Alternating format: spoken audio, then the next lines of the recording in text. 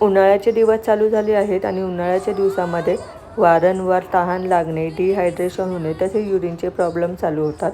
ह्या सगळ्यापासून वाचण्यासाठी पाहूया काय करता येईल. तर इथे मी घेतलं आहे संतुलनचे जलसंतुलन, ज्यामध्ये आहे चंदन, जे आतून थंडावा निर्माण करते, अनंत मंजिष्ठा, जे रक्तशुद्धीकरण करते, खस, जे वारंवार तहान लागण्यापासून वाचवते, आणि सुंठ, जे आपली पचनक्रिया सुधारते. 10 लिटर पाण्यामध्ये आपल्याला हे 1 चमचा टाकायचं आहे.